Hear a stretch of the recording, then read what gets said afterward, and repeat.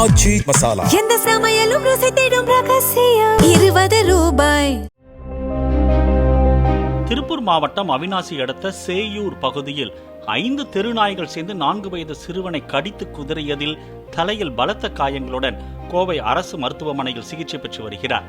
ஜஸ்வந்த் என்ற அந்த சிறுவன் தனது பெற்றோர் வேலை செய்யும் வணிக நிறுவன வளாகத்தில் விளையாடிக் கொண்டிருந்த போது அங்கு நுழைந்த திருநாய்கள் சிறுவனை சூழ்ந்து கடித்து குதறின.